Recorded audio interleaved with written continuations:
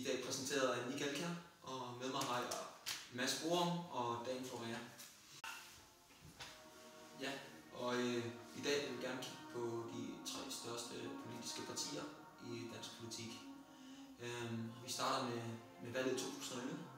Nogen, der kan forklare mig, hvad der skete der? Ja, jeg kan prøve at give dig et kort overblik. Hvis vi først kigger på Rød Blok, som jo vandt valget snævert med 50,2% af alle stemmerne, så kan vi se, at Socialdemokraterne faktisk ikke havde det bedste valg. De lå på 24,8% af alle stemmer. Til gengæld havde deres støttepartier et rigtig, rigtig fint valg, undtagen SF. Men Radikale og Enhedslisten havde begge to meget stor fremgang. Det var vel, hvad der egentlig vandt valget for Rød Blok. Hvis vi kigger på Blå Blok, så havde Dansk Folkeparti et rimelig godkendt valg.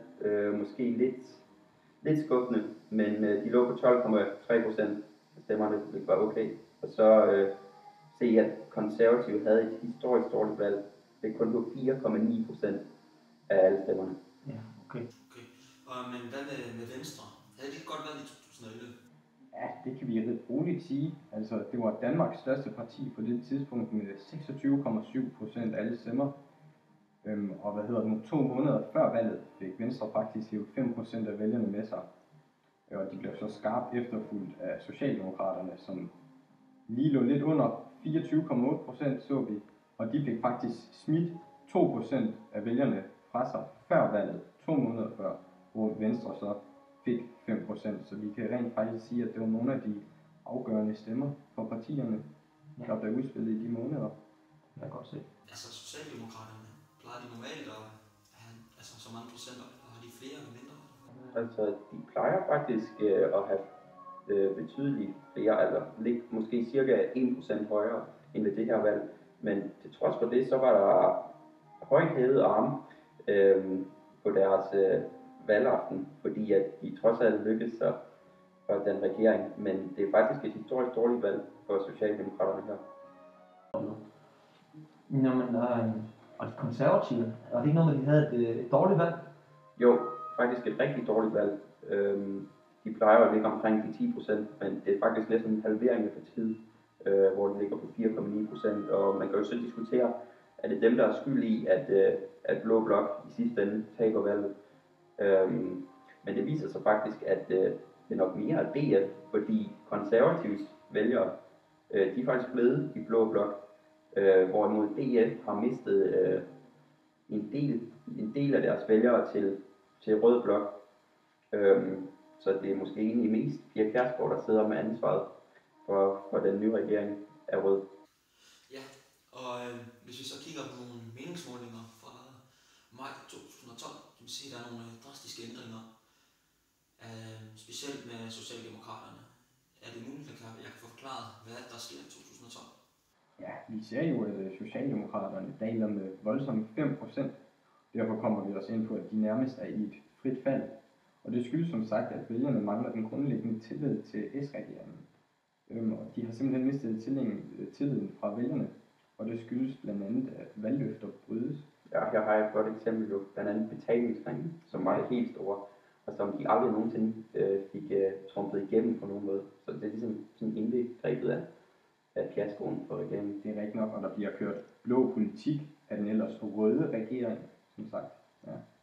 Ja, og trepartsforhandlingerne med LO og fagbevægelsen blev også aflyst, så det går virkelig ikke godt der. Ja. Men hvis man kigger på Venstre i meningsmålingerne, så er der ikke sket så meget forandring. Hvorfor det? Nej, der er faktisk sket en del forandring, vil jeg sige. Altså, Venstre, de skyder rent faktisk frem med et boost. Venstre på det tidspunkt igen Danmarks største parti. Og nu har Venstre faktisk næsten 33% af vælgerne med sig. Det vil sige, at de har en tredjedel af vælgerne på sin side. Ja, og de har flere vælgere end alle de 3 regeringspartier til sammen på det her tidspunkt. Og det er rigtigt. Og vi ser rent faktisk, at rød regering går fra at snævert føre meningsmålerne til rent faktisk at tabe det til blå nu. Stort endda. Ja, rent faktisk. Og så spoler vi lidt frem til omkring maj 2014, slutningen af maj, hvor vi kigger på en meningsmåling, hvor vi kan se, at der er nogle drastiske ændringer, hvor det hele er vendt om igen. Hvad er det præcis, der sker? Ja, vi ser jo, at Venstre får brutale vælgertab, mens DF siger voldsommere end nogensinde. Det er rent faktisk brutalt, vil jeg sige. De har på 2 år fået 10% af vælgerne over på deres side, hvilket jeg må sige er simpelthen imponerende.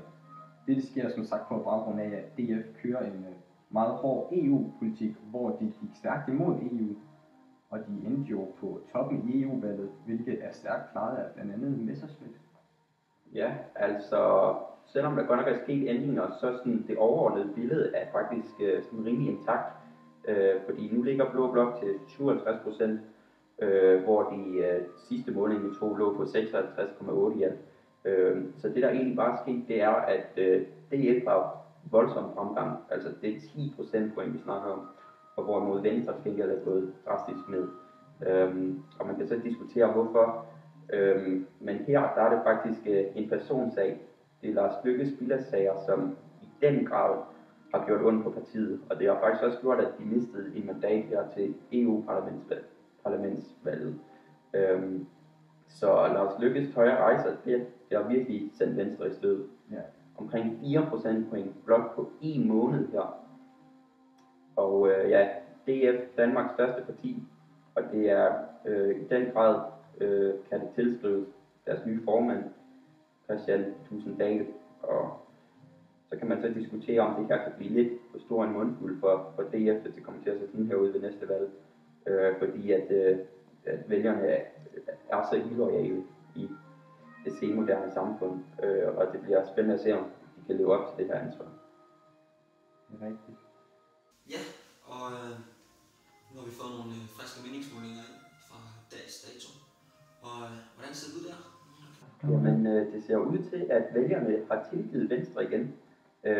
Blå Blok er tilbage i front, og det skyldes jo det her bestyrelsesmøde i Venstre, hvor at Løkke egentlig ser ud til at gå af, men det var faktisk noget af en taktisk genistreg, vil jeg påstå, hvor Kristian Jensen, som er klar til at tage over, han bliver faktisk troet af ham, altså Lars Løkke, om at han vil så støtte Søren Gade, hvis at han skulle tage formandskabsposten op til kamp mod Løkke. Så det var meget godt gjort. Ja, men vi kan jo også sige, at en enkelt skandale i Blå Blok er rent faktisk få dem til at tabe, kunne man muligvis sige, eller de vil i hvert fald falde drastisk, fordi nu er de jo allerede såret i forvejen, og de er kun i gang med at hele. Ja, og vi kan også komme ind på Kristendemokraterne, hvilket efter min mening stadig er nede i støvet, hvor de har... jeg beklager, hvor de har været videre. De har kun 0,4%. Ja, de har været nede og feje i ret lang tid, og nu er de bogstaveligt talt nede og bundet og er tæt på spærregrænsen. Jeg beklager mit ubefejlige indslag her. Jeg vil gerne sige tak for i aften. Det har været en god debat mellem de 2 politiske kommentatorer i dag. Og jeg håber, I er med næste gang. I sidder i det varme hjørne.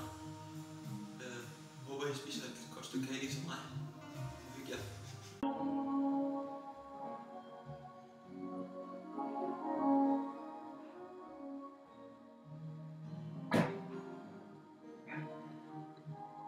Og skål til dig derude. Vi ses i næste uge til det varme hjørne. Peace out.